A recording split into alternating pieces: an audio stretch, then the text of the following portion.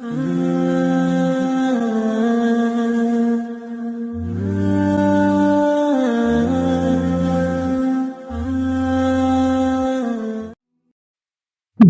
میں چوٹ لگنا بے حد ضروری ہے، کیونکہ زخم جیسا کوئی استاد نہیں۔ شیریں زبانیں اور حسین چہرے عموماً برائی کی طرف مائل ہوتے ہیں۔ اکثر خاموش لوگوں کے دماغ شور مچاتے ہیں۔ اپنے کردار کو اتنا بلند کر لو کہ چھوٹی چھوٹی تکلیفیں تمہیں متاثر ہی نہ کر سکیں۔ اگر کوئی آپ سے جلتا ہے تو پھر آپ کا فرض بنتا ہے کہ اسے پوری ذمہ داری سے جلائیں۔ میرے عزیز، اس انداز سے جینے کا تہیہ کرو جس نے تمہیں ستایا ہو وہ خود نادم ہو جائے اور اسے احساس ہو کہ اس نے تمہارے ساتھ زیادتی کی ہے۔ اگر خوش رہنا چاہتے ہو تو لوگوں کی باتوں کو وہی اہمیت دو جو چائے کے اوپر آئی بالائی کو دیتے ہو۔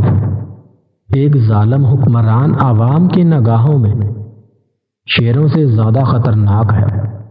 اپنے راز کو خود تک محدود رکھ کر بہت سی پریشانیوں سے بچا جا سکتا ہے۔ انسان تدبیر کرتا ہے، کامیابی خدا کے ہاتھ میں ہے۔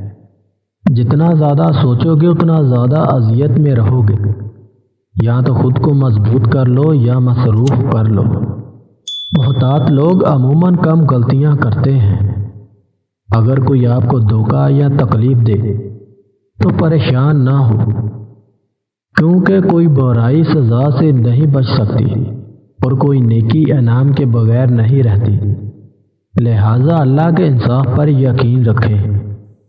پاؤں کو مٹی سے بچانے کا طریقہ جوتا پہننا ہے، نہ کہ سارے شہر میں قالین بچھانا۔ ایک اندھا دوسرے اندھے کی قیادت کرے گا تو دونوں غار میں گریں گے۔ تنہا بیٹھا کرو، تمہیں سب سوالوں کے جواب مل جایا کریں گے۔ جب تم زندہ انسانوں کی خدمت کے اہل نہیں تو ان کی ارواح کی خدمت تم کیسے کر سکتے ہو؟ بغیر نیکی کے دولت اور عزت محض بیکار چیزیں ہیں۔